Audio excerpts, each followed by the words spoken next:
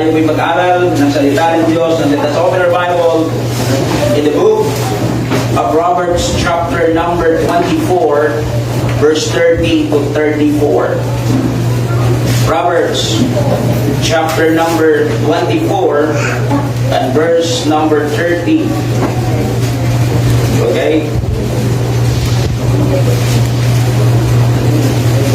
Verse 30 to verse number 34. I went by the field of the slothful, and by the vineyard of the man void of understanding.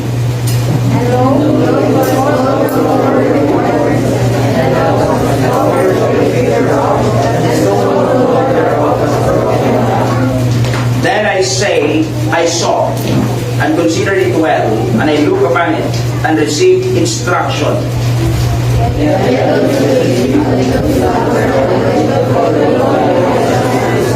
So shall thy poverty come, as one that traveleth, and thy want as an armed man. Father, help us this morning to understand thy holy word. Tulungan niyo po kami, Panginoong Diyos, na amin pong maipamuhay ang iyong salita sa umaga pong ito. Panginoong Diyos, nananalangin po kami sa lahat po ng may mga nararamdaman at karamdaman. We're praying for baby Timothy, Panginoong Diyos, na ngayon po ay humingi ng panalangin ng kanyang tatay para po sa kanyang po kagalingan. Ngayon din po ang isang anak ni Sister Marisa at ni Brother Jesus, Panginoong Diyos. Salangin po namin na sila po ay maging okay na mamaya at makasama natin sila sa panggabing panalaman. Salangin din po namin ang mga may karamdamang espiritual. Kayo po magpagaling at magtama man ang kanilang puso. Number one, na pinanggagalingan ng maling panlalamig ay yung tamang puso sa iyong gawain. Kaya tulungan niyo kami na laging magkaroon ng pusong dalisay na gwardyahan namin ang aming mga puso upang huwag po kami mataya ng kaaway at kasalanan. Thank you, Lord, for your goodness and provision at pag-ibig sa aming lahat. In Jesus' name I pray, and all God's people say, Amen. Ito po tayong lahat. Pagkatang po ang ating mensaheng, okay? Build your wall, thought, and do not let it go. Okay? Itayo mo ang iyong bakod na mataas at huwag mong hayaang ito'y bumagsak. Amen? The wall is symbolized about our tinatawag na protection. At bawat Kristiyano ho, mga kapatid, ay we are under attack of the enemy. And that enemy was no other than Satan. Satan is attacking us every day. And if your wall is not strengthened, mga kapatid, hindi ho napatatag, babagsak po yan sa pag-atake ng tao. Kaya po nung po inyo mapapansin, even sa mga movies, yung mga ancient times, mga kapatid, at ang kanilang pong pinakamahalagang protection ay yung wall po nila. Sapagkat kapag po nasira yung wall, yan po ay symbolize ng weakness of their protection. Ang Kristiyano po, supposedly, we are always dapat na protected. You know why? Because we are the undivided wall, the Word of God. Amen? Dapat po ito ang protection mo sa buhay mo. Dapat po ito ang iyong tinatawag na pananggalang sa lahat ng uri ng dumarating sa buhay mo. Kaya dito po makikita natin, sabi ni Haring Solomon, I went by the field of the slothful, by the vineyard of the man void of understanding. Now listen to that good. And lo, it was all grown over with thorns, and needles had covered the face thereof, and the stone's wall thereof was broken down. Then I saw and considered it well and looked upon it. Sabi na, nung pinagmasdan kong maigi, nung tinitigan kong maigi, natuto ako. Nakakuha ako ng karunungan. I received instruction. Are you with me? Kapag tinitigan mo ang Word of God, inaral mo ang Word of God, matututo ayon mula sa salita ng Diyos. Maraming salamat kung mayroon kang kaibigang dinadala ka sa tamang lugar. Sabi nga ni Sir Michael kanina. Kaya sabi ng Biblia na natuto siya. At sabi niya, ito pala ang dahilan. Kunting tulog, kunting paghukip-kip, sabi niya, ng iyong tinatawag na kamay. Darating na ang kahirapan, sabi niya, at ang pangangailangan na parang, sabi niya, arman, ang sabi niya ng word na English. At alam niyo po, we can see the picture here. Ano yung picture na nais pong ituro sa atin ng Bible? The picture ay nandun po yung tinatawag na slothfulness, okay, laziness, and neglect. So the result is a stone wall is broken down. Okay? The wall, the field has grown over with weeds and briars, mga kapatid. Which means it is a place that no longer flourishes, no longer bears fruit for his life. The owner is to blame because he was a bad steward. Hindi na ho naingatan. Hindi na ho naalagaan. Notice this term, folks, listen. Kapag pinatamaran mo ng alagaan ang iyong spiritual, dyan na magsisimulang mabulok ang iyong pananampalataya at unti-unting babagsak. Naging tamad ka, pinabayaan mo, sabi niya neglect. Di ba yung mga kahit naman gusali na naiwanan, ano nangyayari? Nasisira, ano pa? Naluluma, ano pa? Nabubulok. Di ba? That's the picture. Kaya yung picture po, sabi ng Biblia, ay dapat natututunan natin na huwag nating pabayaan. Lagi nating pakakainin ang ating spiritual. Lagi nating babantayan ang ating spiritual na buhay kung paano inaalagaan natin ang ating physical. Are you with me? So number 2 sa ating introduction, nakikita natin yung problema. The problem. What is the problem? There was a person that is void of understanding. In verse number 33, ano sabi niya? I went by the slothful, by the vineyard of the void, number 30 pala, void of understanding. What does it mean? It is a word associated with wisdom of the heart. Yung salitang void of understanding. Alam nyo, ito ang problema mga kapatid. When we neglect our spiritual life, that neglect will eventually be seen outwardly. Sabi ko nga kanina sa Sunday school, alam nyo, yung spiritual life, ang result niyan, ang inaayos ng ating spiritual life, inward life. Kapag maayos ang iyong spiritual life, maayos ang kalooban mo, it result outwardly. Nakikita yan. Are you with me? Nakikita ho yan. Kaya titignan natin, when we neglect our spiritual life, the result, mga kapatid, ay makikita outwardly.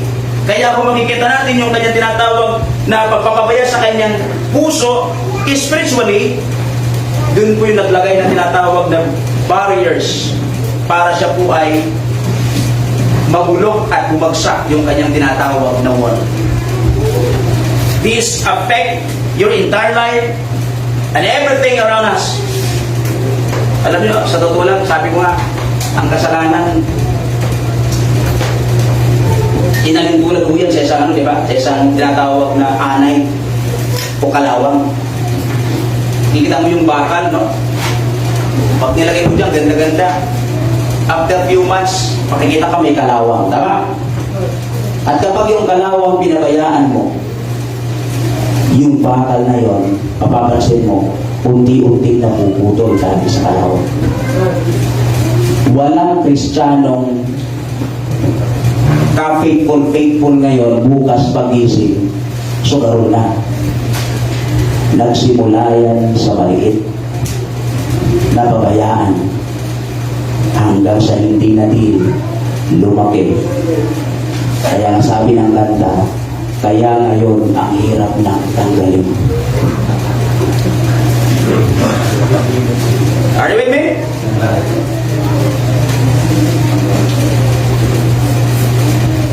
Ikaw ba? Akala mo pa niya? Martin. Nung baby ka pa ba, dinedede mo na ay sa midlife. Di ba may nagturo sa'yo? Sino? Tropa? Ama? Ang mabuti. Matututo ka sa mali ng iba. Bakit? Problema eh. Napabayaan natin. Kaya naapektuhan ang ating buong buhay. At alam nyo, maigi sa anak kung yung kasalanan, buhay mo lang ang maapektuhan. Pati mga tao sa paligid mo, naaapektuhan. Everything around you, it will affect your companion, it will affect your children, kung ikaw ay magulang, it will affect your career, it will affect your church.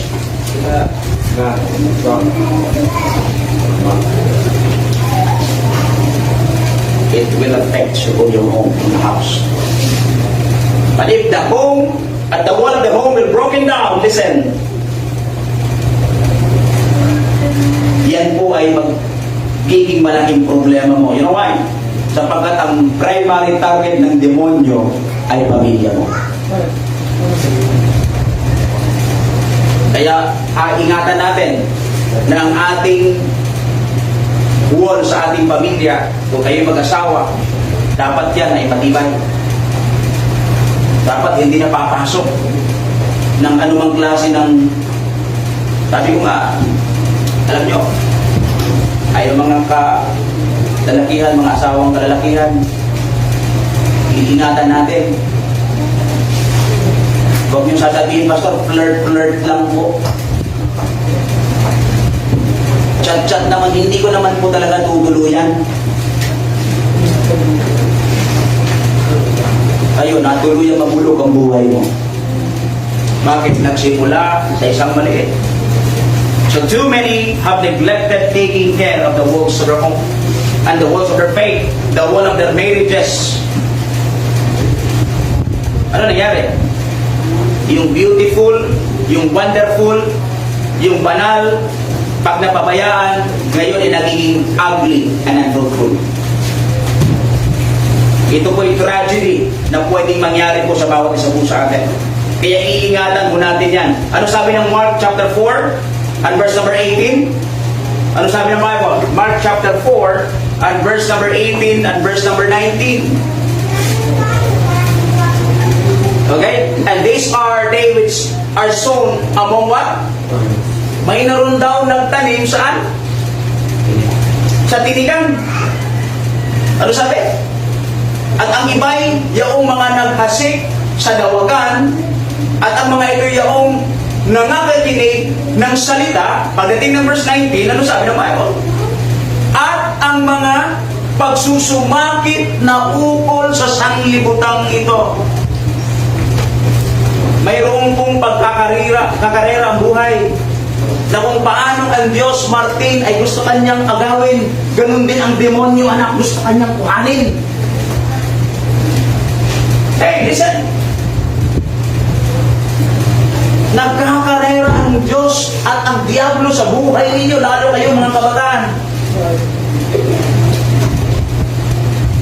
Iingatan natin ang ating mga pagpili, mga kapatid.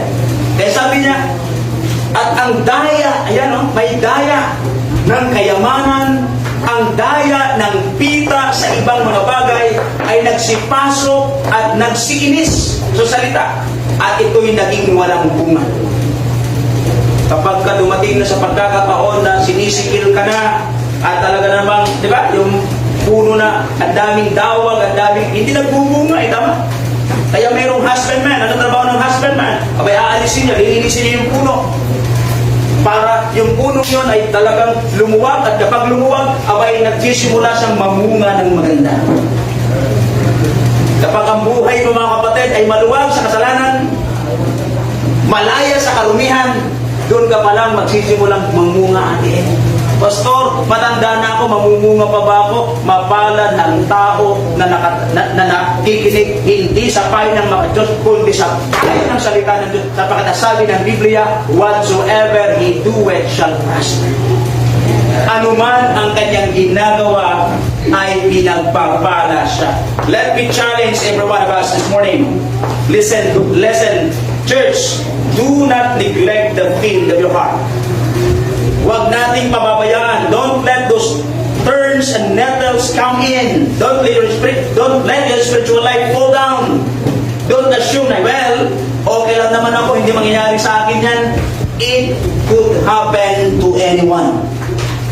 Pwedeng mangyari po yan sa'yo, pwede mangyari sa kanya, pwede mangyari sa atin, pwede mangyari sa akin. Walang pinipili ang kaaway. Ikaw ang target.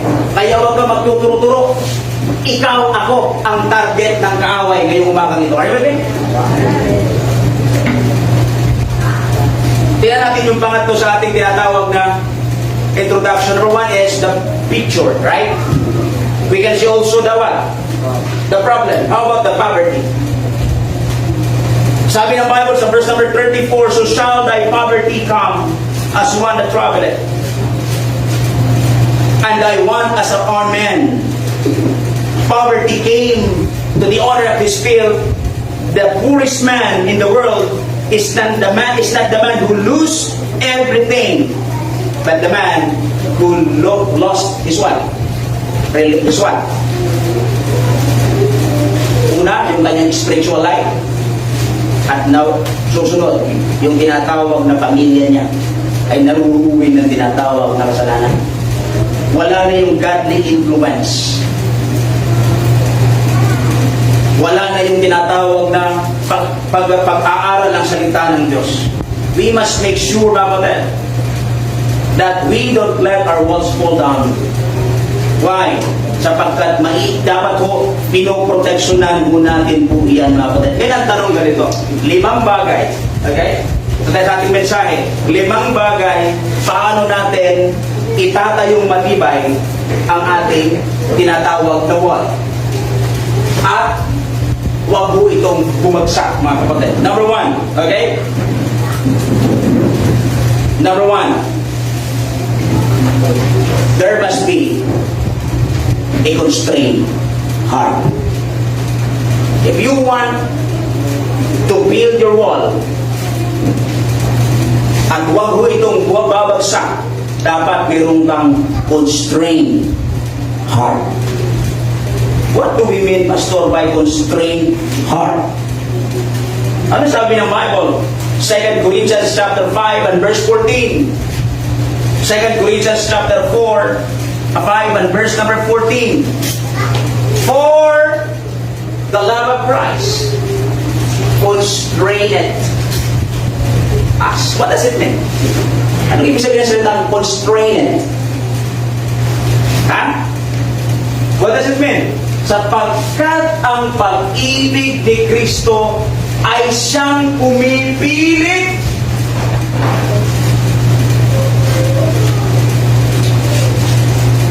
Hindi ka nandito. You know why? Hindi ka nandito dahil gusto mo lang pumunta rito. Kundi may pangungusap sa iyo ang pag-ibig ng Diyos. Naiintindihan mo ang pagmamahal ng Diyos. Kaya ka nandito. Yun ang pumipilit sa atin. You fully understand the love of God.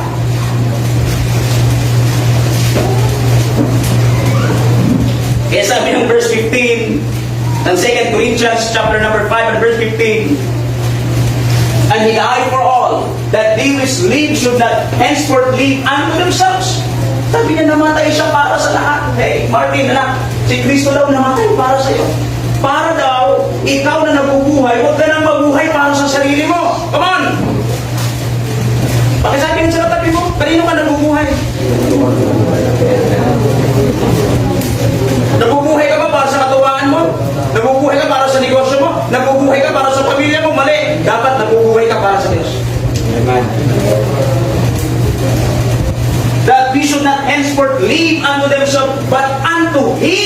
which died for them and rose again. There must be a constrained heart. Dapat yung naiintindihan mo na yung pag-ibig ng Diyos, pinipilit ka. Naranasan mo nang ipilit yung pag-ibig mo sa isang tao.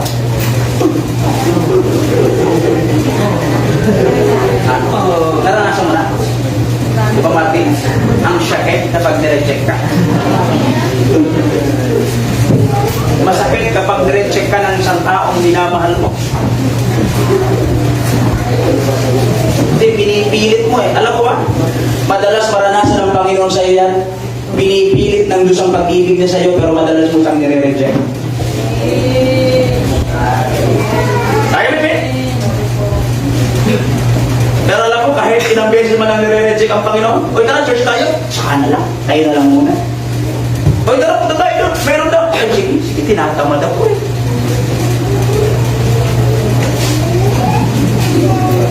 For so many times, you've been rejected God in your life. You've been rejected the love of God in your life. But still, Hindi nagsawa ang Diyos na ialok ang pag-ibig niya sa iyo. Because the love of Christ constrained us. amen? And you want to build your wall and never let it fall? You need to understand, to fully understand that the love of Christ constrained us. Ipinipilit sa iyo. Pinipilit ka. Sa totoo lang. Wala namang gustong maglingkod. Number 2, There must be a contrasted heart. what does it mean? From the word contrast. Ano sabi ng Biblia? Luke 6:45. A good man, out of the good treasure of his heart, bring it forth, which is good.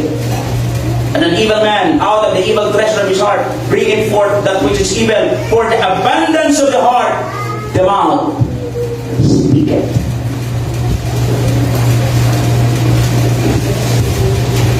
sabi niya, mabuting tao, mula sa kaiputuran ng kanyang puso, ay nagsasalita sa kagalingan, sa kayamanan ng kanyang puso, at ang mabuting tao ay kumukuha ng kagalingan sa mabubuting kayamanan ng kanyang puso. At ang masamang tao ay kumukuha ng kasamaan sa masamang kayamanan, sapagkat sa kasaganaan ng puso ay nagsasalita ang kanyang bibig. Meaning, kung anong sinasabi ng puso, yun ang sinasabi ng bibig. Kung anong laman ng puso mo, yun ang lumalabas sa bibig. Kaya kung ang puso mo'y punong-puno ng pasasalamat sa Diyos, you are always thankful to the Lord. Kapag ang puso mo'y galit, laging galit ang lumalabas sa bibig mo. Kapag ang puso mo'y ungrateful, laging ungrateful ang lumalabas sa bibig mo. Kapag ang puso mo'y punong-puno ng galit, laging galit ang lumalabas sa bibig mo. And if you want to build your wall tall, Then, you must develop a contrasted heart. Yung pusong sumasalungat sa gusto ng mundo sa buhay mo.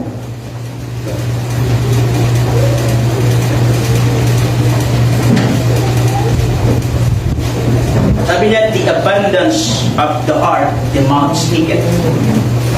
Imagine mo kung ang mga tao ay may tamang puso sa Diyos, that will, sabi nga attend you to surrender fully to the Lord. Nagdadala sa iyo para tutupang sumuko sa Panginoon. Mga kapatid, kapag walang tunay na pagsuko, Walang tunay na pag-ibig at walang tunay na pagbabago. kaya makikita ko natin mga kapatid, dapat mayroon tayong tinatawag na contrasted heart sa Panginoon. And then number 3, we can see also the contrary heart. What does it mean? Mayroon tanong na nakapaloob dito mga kapatid. Anong tanong? Sa Luke 6:46, ito mo sabi ng Biblia, Bakit tinatawag niyo akong Panginoon? Panginoon. At di ninyo ginagawa ang mga bagay na sinasabi ko. Pwede ba tanungin mo katabi mo? Diyos mo ba si Kristo? Eh, tanungin mo. Panginoon mo ba ang Panginoon Jesus? Eh, bakit suwain ka?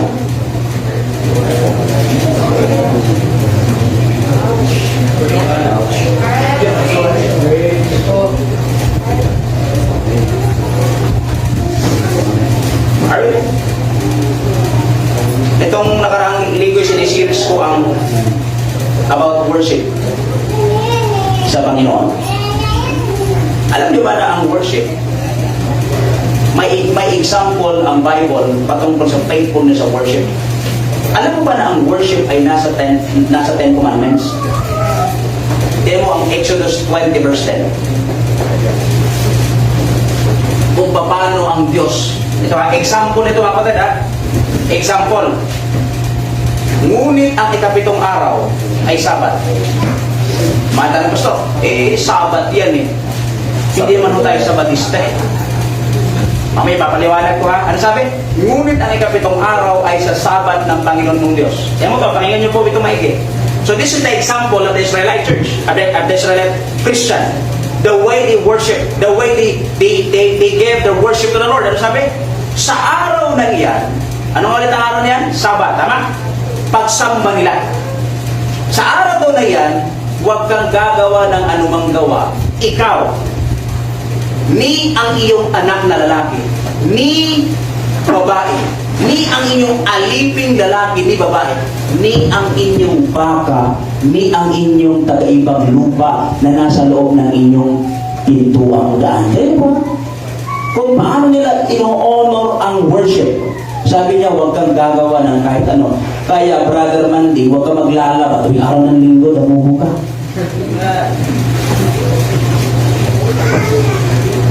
Nakakalungkot mga kapatid eh. Ito, matindi ito sabi niya, yung anak mo, yung babae, yung lalaki, Toy, pati ba ka? Wala kang baka, tama? Pero may aso ka. Gusto, sasama rin ba? Eh, kung gusto mo, sige.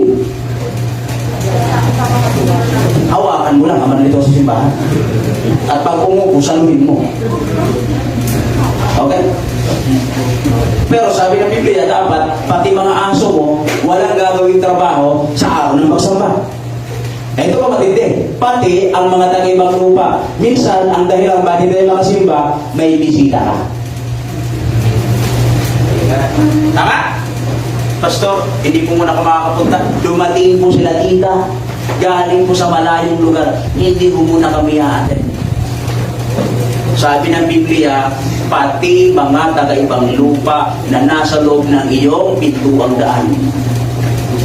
Kung may bisita ka tuwing araw ng linggo, isa lang sasabihin mo, mapalad po kayo pag inabutan niyo ako. Kaya mapalad ang Kristiyanong maagang umaalis sa tahanan tuwing araw ng pagsamba. By the way, paliwanag ko lang sa inyo, ilang oras ang 24, ay ilang oras, ang linggo, ilang oras? Ang araw ng linggo? 24 hours. So, ibig sabihin, dapat simula pa kagabi, sumasamba na tayo.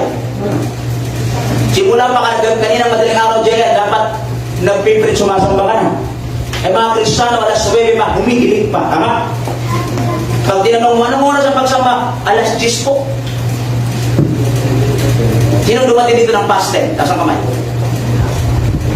Mga sinungaling kayo.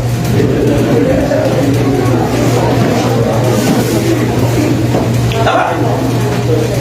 Ang hindi ko lang maintindihan mga kapatid, bakit pagdating sa trabaho, ay napakaaga natin, hindi tayo malate, pero pagdating sa panambangan, bakit lagi ka late?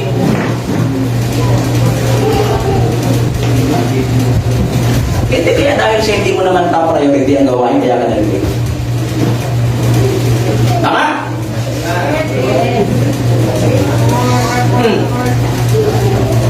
Eh kung ating babasahin mga kapatid, kung anong ginagawa doon sa taong na hindi ho naabutan na siya po ay hindi ho nagtatrabaho nagtatrabaho siya tuwing araw ng panambahan kung ating babasahin? Puntahan natin ang ating mga Bible. Puntahan natin ang Numbers. Okay? Numbers chapter 15. Numbers chapter 15 and verse number 32. Ano sabi ng Bible? At 15:32.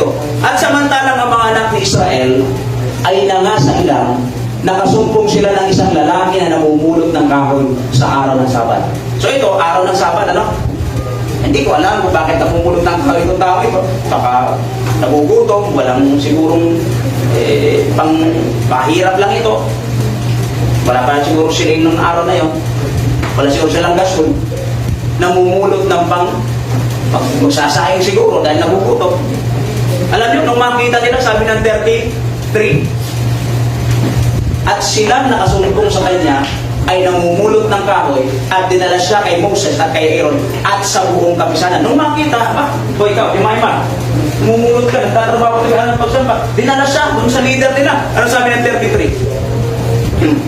34. At kanilang inilagay siya sa bilang buwan. Ikinulong muna, no? Pinulong muna, dyan.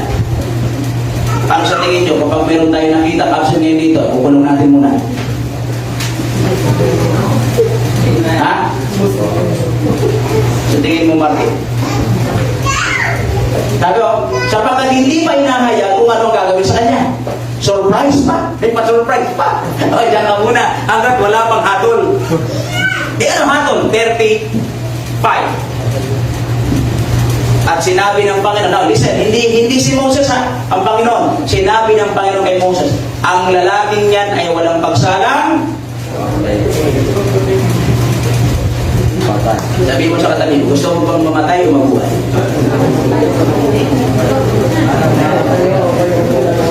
Diba?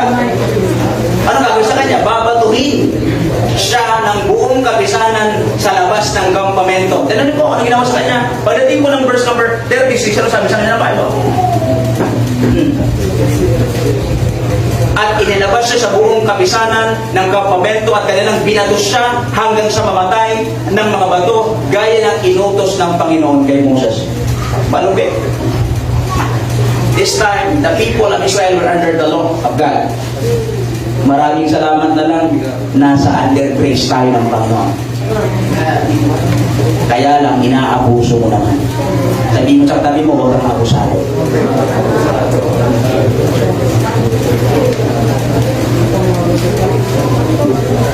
Pastor, paano naman tayo ngayon? Pagdating naman sa atin, New Testament time, eto na ngayon. Okay? New Testament, ano ang nangyari, Pastor? So magmula doon sa bagong tipan, ano sabi ng Biblia? Gawa, chapter 20, verse 7. Bakit po pumunta doon sa tinatawag na araw ng pagsamba? So lagi mo tatandaan, hindi makakontradict ang New Testament at Old Testament. Si Kristo po ang kaganapan ng kautusan. Siya po yung nagtupad ng lahat ng kautusan. So meaning, sabi ng Biblia, Luke 16:16, the law and the prophets are until John. Now listen, Jesus Christ is the what? Fulfillment of the law. Kaya pagdating po ng Jesus Christ, ano sabi ng Bible? Sa aklat ng Gawa 27, 20 verse 7, ng unang araw ng Sanlinggo, anong unang araw ng linggo? Hindi na ikapitong araw, ha?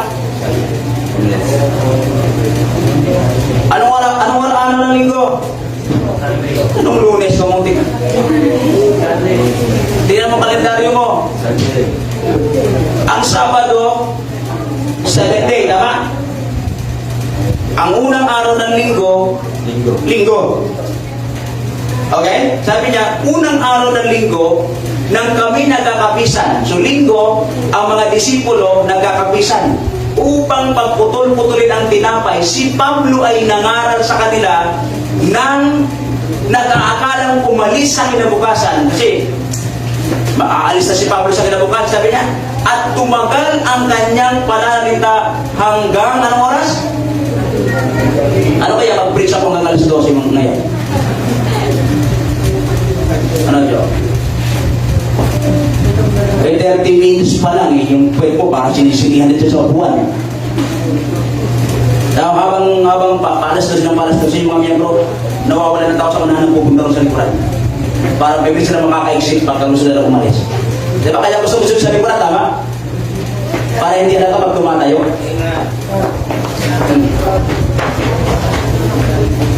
O pagdating ngayon, sa New Testament, hindi na Sabado ang pagtitipon, linggo na. Are you with me? Kaya sabi ng 1 Corinthians 16:2, 16:2, ano sabi ng Bible?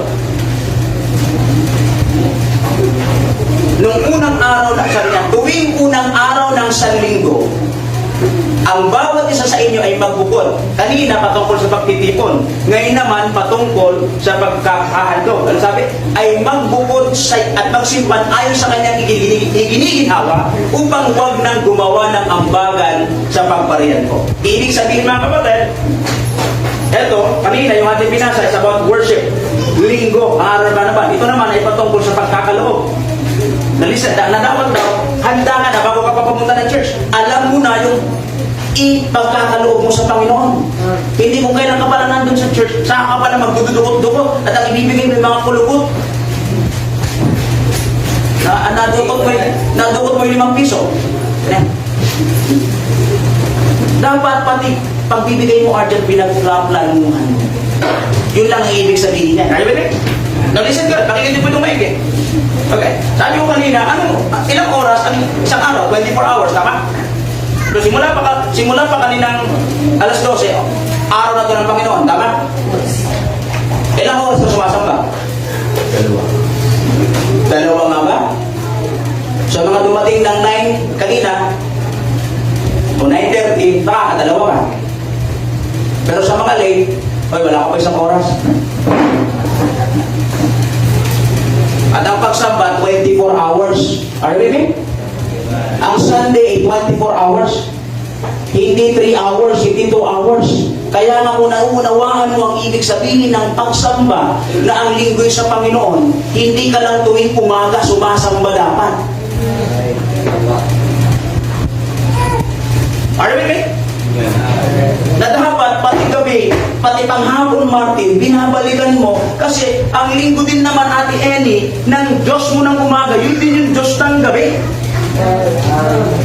Hindi ko maintindihan kung bakit mga Kristiyano na akala nila ang pagsambay umaga lang. Alay hindi. Alay pagsamba mo maghapon na rin. Yun nga lang mo, alay 2 oras na ang hinihingi ng Panginoon sa inyo. Kaya kung magawa ito rin na pananamba, alay balik-balik.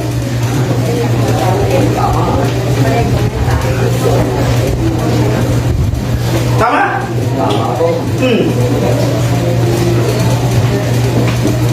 Ngayon, sabi ko nga, wala tayong pinagkaiba doon sa isang mamamalimos minsan eh. Yung mamamalimos, alam mo naman? Harold. Alam mo anak yung mamamalimos na nakakita siya ng taong sasampay. Mukhang mayama, parang ganito suot eh. Nakanekta eh. Humingi siya ng pera. Eh, siyempre, giver yung bumunod doon sa wallet. Wala palang wallet. Ang laman ay 700 ang laman. Sabi niya, sige ito. Yung 600 iyo. 100 itatira pang tights ko. Kristiyano, nagtatights. Kaya Kristiyano ka nagtatights. Amen? Ngayon ito, sabi ng magnanakaw, nang manilimos, ikaw naman kuya, naman isang daan nga lang, hindi mo pa ibinigay. Sabi nung nagbigay, ikaw naman, siyempre na, sa Panginoon to kay Lord to eh. Okay na yan, sa'yo na yan 600, akin yung 100. Alam mo, nainis yung pinig mo. Ayun siya, sobrang inis niya mga kapatid, nung tumalim yung nagbigay, kumuha siya ng bato, pinukpok niya sa ulo yung nagbigay. At nung nakawala ng malay yun, kinuha pa niya yung 100 sa wallet yung nagbigay. Alam mo, minsan, parang yung manlilimos na yan. Pag sabi mo sa tabi mo, ninanakaw mo ang araw ng linggo. Para sa Di ba galit ka sa magnanakaw? Galit ka ba? O, huwag na tayong lumalim, baka pag pumunta pa tayo sa politiko. O, di ba galit ka sa magnanakaw? Tama? Ikaw, kaya? Hindi ka pa magnanakaw ng araw ng Diyos? Ilang linggo na ninanakaw mo sa Panginoon? Tanungin mo tabi mo. Itabi mo, titigil na po ako magnakaw doon. Are we ready? Eh, ang linggo sa Diyos. Ang ginagawa ng iba magjojowa, ginagawang bait ang araw ng linggo. Wala naman akong problema dyan. Kagabi nga may nagpaalam sa akin eh. Pastor, sasama po ako. May outing po kami ng aking jowa. Pupunta pa kami sa lugar na ito. Manunod na lang kami ng live. Anong reply ko sa kanya? Kung anong sa tingin mo'y makakapagpaligaya sa Diyos, yun ang gawin mo. Maraming salamat at pinili niyang mapangiti ang Diyos sa kanyang buhay niya. Minsan pagdating sa pag-ibig, wala kang buto para desisyon na ang pananampalataya mo. Alam mo sa totoo lang, Aldrin, ingat ka na. Alam mo yung mga Kristyano na kapagmahal sa pastor, nung wala kang jowa, nung nagkatjowa, nag-rebelde sa pastor. Realidad din sa siba. Tama ba ako, ate? Kaya dyan tayo, mananampalataya. Anak, ingat ka sa pipiliin mong mamahalin. Matanda mo, hindi ka mahuhubusan. Kinakabahan ako pag nagmahal na si Pans. Bakit pagiging sweet niya, yung pagiging mapagmahal niya sa pastor, mapalitan ng hatred kapag tinatama ko sila. May nangyari yan, ayun eh. Sir Mike, pag ginawa. Nung wala pang jowa, ay ka, yes po, pastor, opo, pastor. Abay nung nagka-jowa, bahala ka dyan, pastor.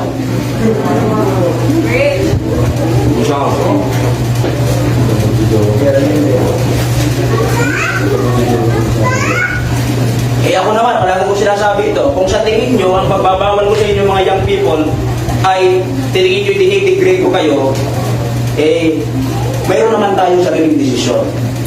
Kung hindi ka na masaya, na pinagsasabihan kita sa mali mo, you can find another church.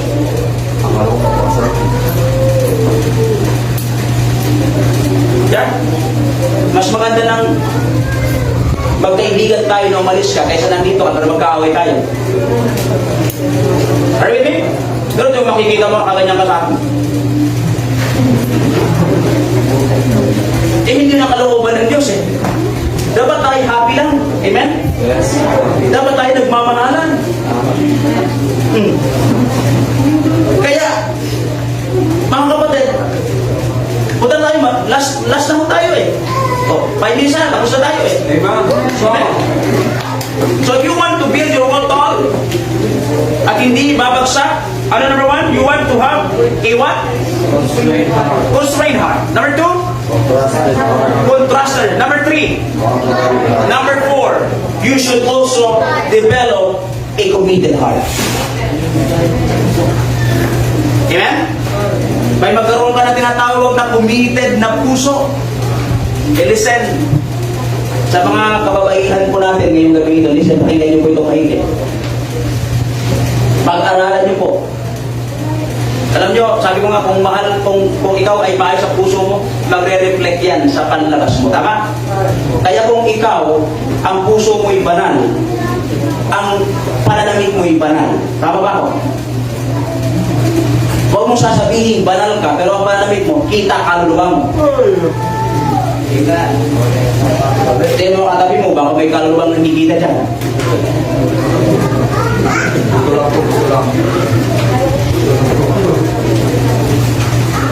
Ibig sabihin mga kapatid, the condition of a person's heart will be made manifest in his actions, attitudes, modesty, address.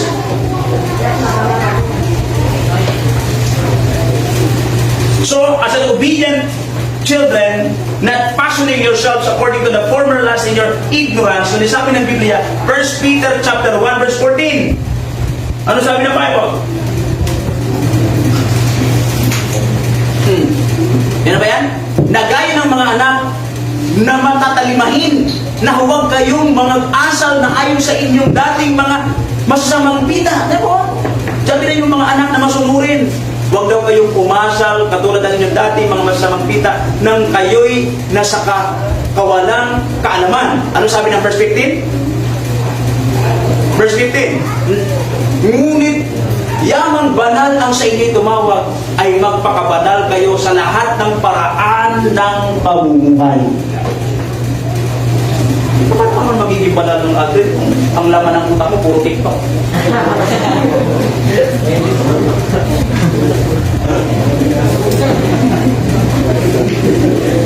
Kung saan mo yung matinitiktok mo, preaching o worship song, ang tinitiktok mo ay pambira, lupa ang dede mo.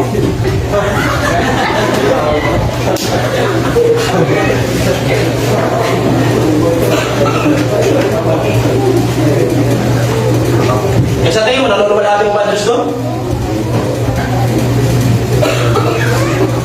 Hindi mo naluluwal hati ang Diyos doon.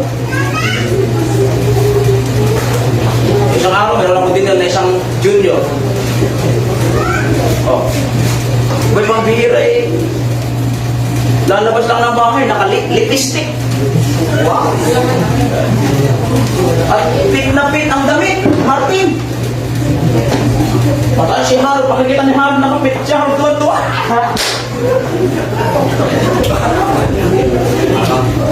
Ang iksi ng short. Ang gusto pa nga ng tama. Dapat mo bang gawin yung magpapapansin na yan, Ate Eni? Kahit hindi mo gawin yan, may papansin sa'yo. Yung basurero nga at saka yung mga baliw, pinapansin pa ng iilan eh.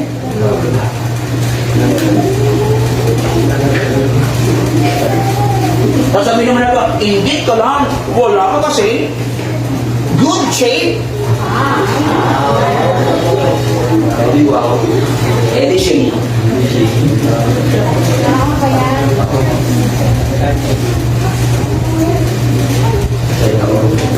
Bakit daw kinakailangan magpakabanal? Kasi sabi ng verse 16,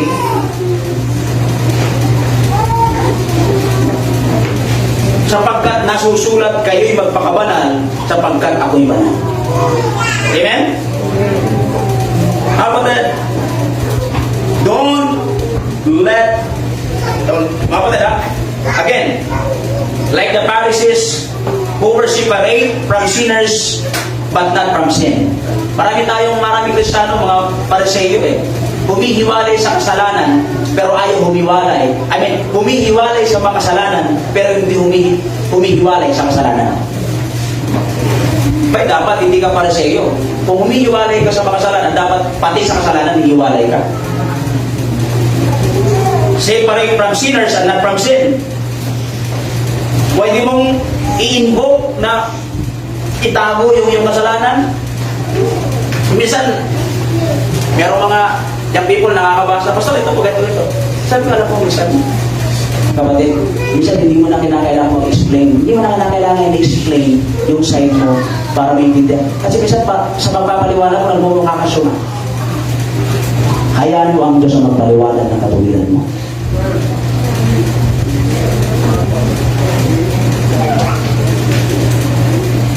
Alam niyo ba mga kapatid that worldliness and holiness, the word holiness is mentioned some 650 times in the Bible. Meaning, abay gusto ng Diyos na ikaw ay nagiging banal. At yung sanctification ay binanggit ng 73 times in the Bible. Meaning, all that gusto ng Diyos sa buhay mo ay mabuhay ka ng may kabanalan. Let's go to the last one. How to build your wall tall. Number 1, develop a constrained heart. Number 2, contrasted heart. Number 3, and then number 4, number 5, let's have a conversing heart. Ano sabi ng Bible? Matthew chapter 5 and verse 18. Matthew chapter 5 and verse 18.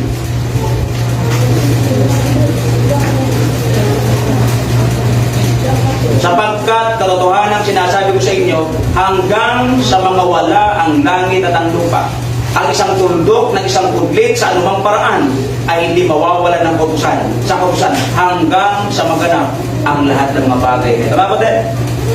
Sabi ko sa inyo, nag-post ako sa inyo sa Matthew chapter 24, verse 4 yata yun, na ang simula ng end times ay magkakaroon muna ng tinatawag na matinding kahirapan, magkakaroon ng nation rise against nation. Nandyan na yan, nakikita na natin yan. Hindi ko alam kung hudyat ang Russia versus Ukraine.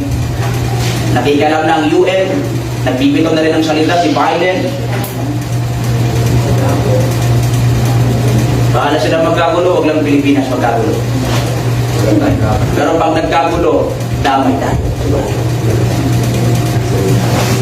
Well, praise the Lord, papasok ng rapture. Kaya Jansen at Bell, pilis-pilisan yung mga anak. Baka hindi umabot ng May, mag-rapture na. Okay? Kaya, pilis-pilisan natin. Kaya kayo mga nagplano, pilisan nyo. Okay?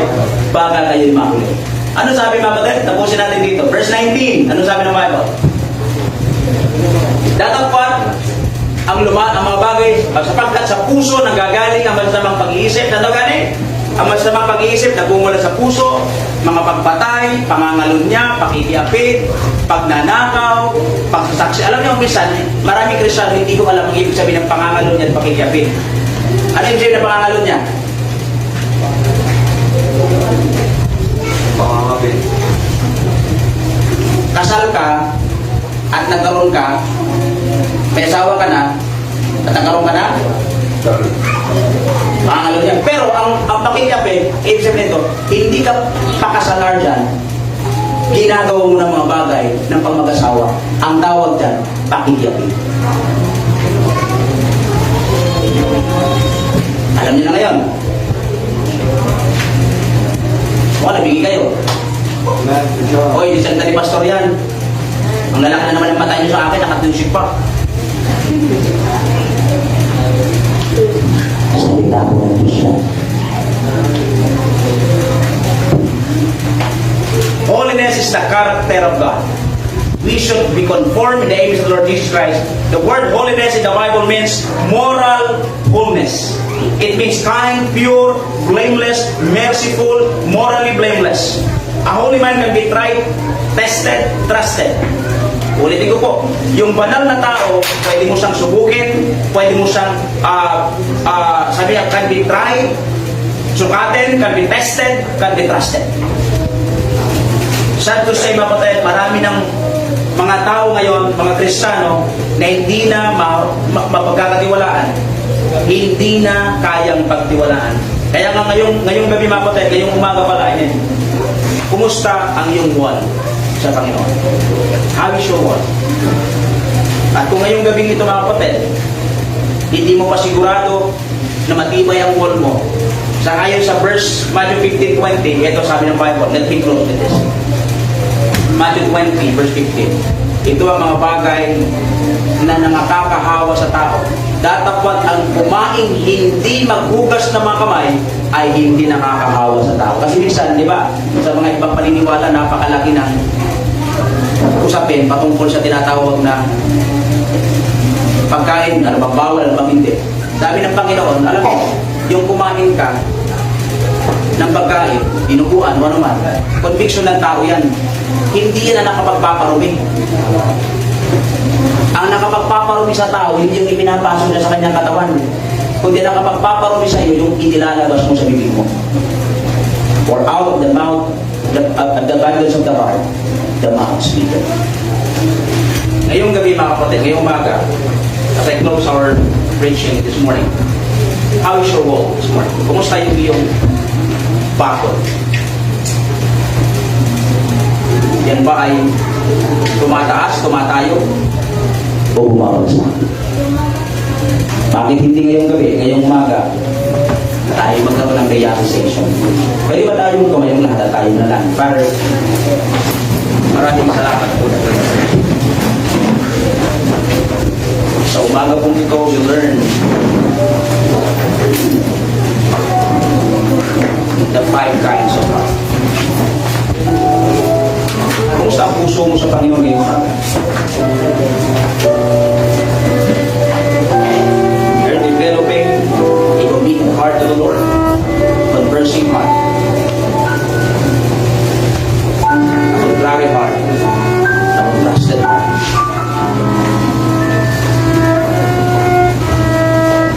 Meron ka bang mga kasalanang nais mo isuko sa Panginoon ngayong umaga?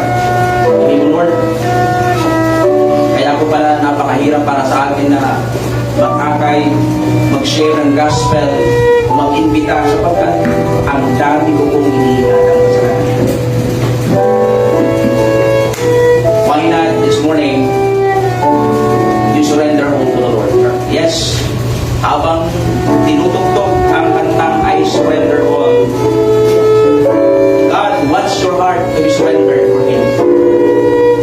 Meron ka bang area ng buhay mo na ayaw kang isuko sa Diyos? Maybe it's pride, maybe your time. Maybe parang sinasabi mo, ako ang nagmamayari ng buhay ko. Ako ang may karapatan magpatakbo nito. Mali ka kapatid. It is God's. Magkakaroon lamang ng katuturan ng buhay mo kapag ipinapakunduran mo ito sa Panginoon. Why not tonight? Why not this morning? You pray. And if you want to come down to the altar and pray with me, then go to the altar and pray with me. Right now, you can kneel down, you can pray. And even dyan sa kinakukuhan mo, kung ayaw mong lumapit sa unahan, you can also have a decision at sabihin mo, Lord, this morning, help me. Isusuko ko lahat sa iyo, Panginoon. Nalaman ko, dakilang Diyos, na ang dami kong kakulangan. Pero sa kabila ng aking mga pagkukulang, God has been good to me. You're still good to me, Lord. Even in my hard times, sa aking mga hang-ups, Lord God, you're still there to provide. You're still there to love me. You're still there because your love is constrained us. Ipinipilit ko pa rin, Panginoon, ang iyong pag-ibig sa akin. Kaya ngayong umagang ito, narinig mo ang mensahe, bakit hindi ka magkaroon ng pusong matibay na mahalin ng Panginoon sa iyong buhay? Bubuo ka ng pamilya o meron kang binubuong pamilya, simulan mo sa pag-ibig sa Diyos. Laliman mo ang pundasyon mo sa pagmamahal sa Diyos. Family is not an easy to build. Sabi ng Biblia, except the Lord build the house, then labor in vain that build it. Ang Diyos ang nagtatayo, ang Diyos ang nagpapatibay, ang Diyos ang patuloy na nagbibigay ng pag-aayos ng pamilya. Yes, ang dami nating lapses, ang dami nating pagkukulang, but God is a forgiving God. All the sins now that you are going to confess, sabi ng Biblia, God is just and faithful to forgive you and to cleanse you from all unrighteousness. Yes, this morning God is listening. You can say, Lord God, I'm here. You see my heart, you know my heart. Walang bagay na nalilihim sa iyo sa aking buhay. Pwede ko ba, Panginoong Diyos, ayusin mo ang buhay ko. Tinigilan ko na ang pagiging mayabang na sasabihin kong kaya ko. No, we cannot let our life go on without God. It will crumble, brethren. Isang araw may bagyo, isang araw may baha, isang araw may kaguluhan. And if you don't have the right foundation in the Word of God, you will fall. You will fall. And tonight, this morning, God is inviting us to pray. Father, nandito po ang inyong mga anak. They were praying. Sa maliit na aming pulpito, they choose to go down, to kneel down, and to pray. Some are nandun na lang sa ilang mga upuan and praying at sinasabing, Lord, ito po ang aking buhay. Help me to build my wall, my faith, na hindi ko po ito pababayaan. Ano man ang mangyari. Ipaglalaban ko ito, mamahalin ko ito, sapagkat ito may gusto mo para sa akin. Maraming salamat po ng Panginoon Diyos sa umagang ito. And I pray that will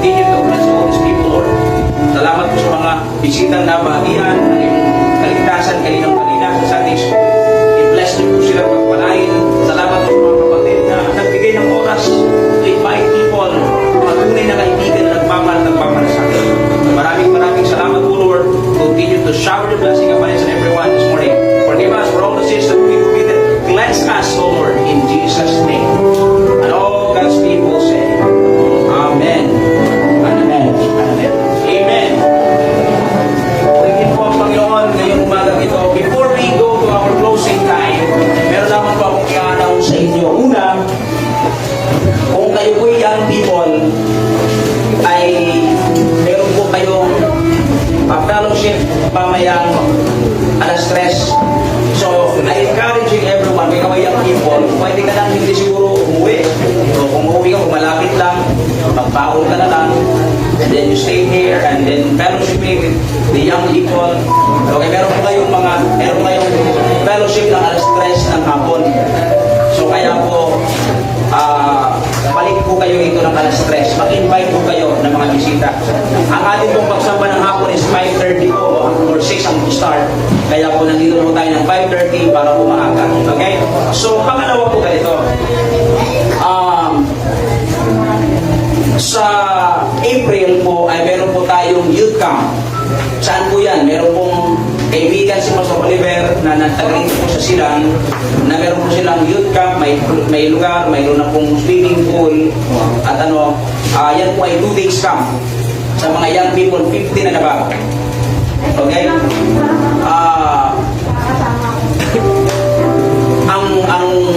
Ang bayad po niya ay 300 pesos lang. At kami po yung mga speaker po doon. Kaya po, kailangan kong kuhanin, siguro kahit 14 pwede na. Kasama natin 14. 14 na ba? Okay? Para po makasama kayo roon. So, kukuha ko ng mga sponsor sa mga miyembro para po mag-sponsor sa mga young people. So, halimbawa kulang ang budget. So, yan po yan. And then, isa pa pong announcement is, this coming Wednesday, prayer meeting po natin yan. 1 p.m. po ay si Sol Aragones, si Kong Son, ay nandyan po siya sa kina Pastor Lemuel kasi po we have group chat with Pastor with Congressman Sol Aragones na woman pala na siya po ay nag-meet na kami once doon po sa and then siya nga po yung nagbigay ng cellphone na ginagamit ni Ma'am Ana. And then after that, mga kapatid, ay 1 o'clock po, doon po tayo sa mga available po.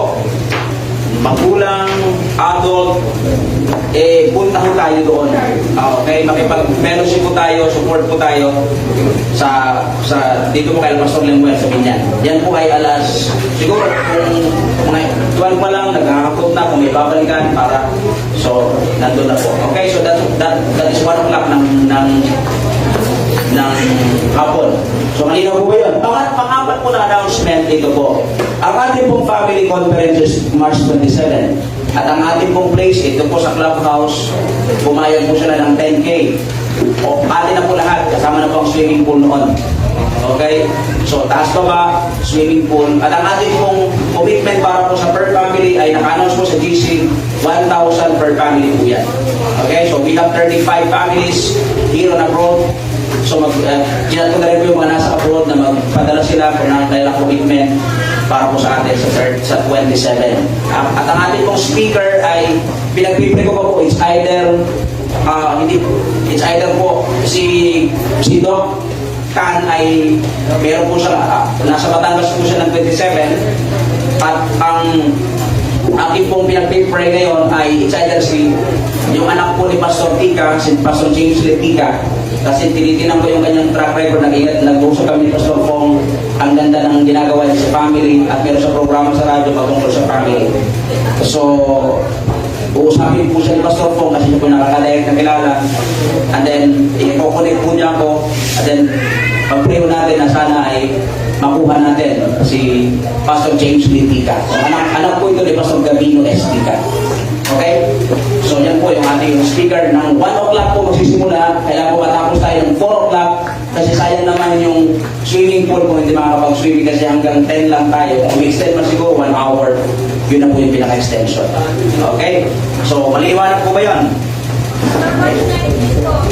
Ay, sorry. March 19 ay ladies fellowship po yan. Lahat po ng ladies ng Heritage, kayong mga babae, nanay, tatay, ay nanay na may ngipin o wala, dito po tayo sa March 19. Support po tayo sa ating ladies fellowship. Okay? So lahat ng music team na babae, nandito rin, tutugtog kayo. Okay? So sige po, tayo po lahat ay manalangin. Tawagin natin si Sir Michael para magkaloob tayo sa Panginoon. Sir Michael.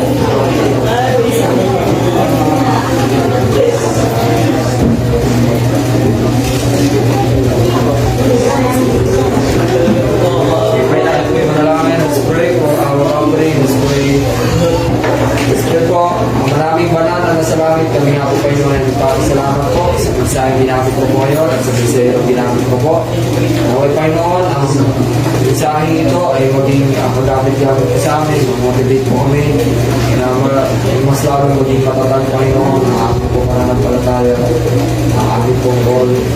Lord, kayo po, Panginoon, siya patuloy na manguna sa lahat ng ating gagawin at sa kasama po natin yan po. Palain mo po, bawat kami magkakaloob, maging sa inyo makapagkaloob. Dahil po ito sa kanila na hindi doble mo po. Maraming pong salamat, patag po sa kasalanan, patag po. By the way, sa mga palang announcement sa mga nasa music team, since na si Sir Arvin po ay kinausap ko siya, April pa po maayos sa kanyang schedule. So talagang sabi ko, kailangan na natin ayusin kasi laging so hindi rin naman kaya yung kasi ang pansamantalang naglilid ngayon si Arvin tsaka si Ninang muna yata, tama? Sino bang nasa DL? So sabi ko, as of the moment mga kapatid ay ibibigay ko muna kay Brother Ron ang totally pangangalaga ng choir and music, and then susuportahan po kayo nila Ninang muna, okay, ng kanyang asawa siyempre, nila JL, nila Cyrus, backup po yung mga yan. Pero pansamantala po ay ihayaan mo muna i-take over ni Brother Ron ang music ministry. As of the moment, siguro pag okay na ang schedule ni Arvin, ay saka ko po i-restore sa kanya ang totally lead ng choir and music team. Okay po ba yun? Okay, sige po. Let's get it.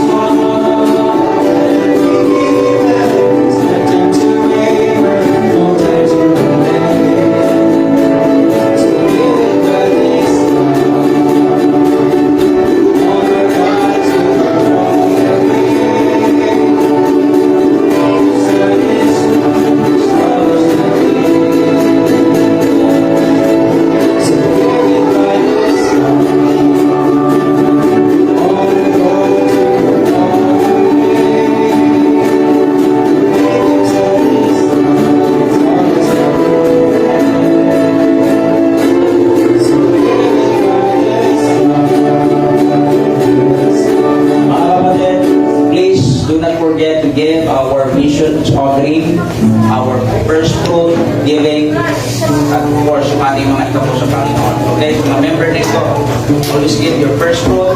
Okay, as of now, mga kapatid, ay makikita natin, next week yata ay mag-report na ulit sila Ninang Mora at Evangeline.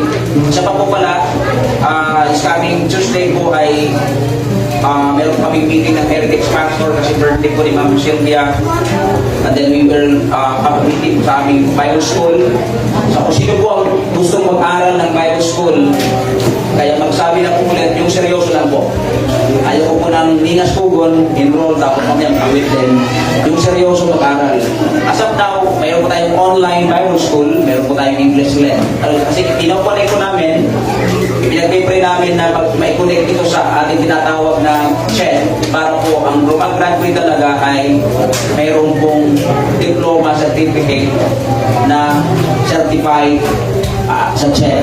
Kaya po, kung sino po ang interesado mag-enroll, sa asap na po nasa second year na po kami, second quarter, I mean,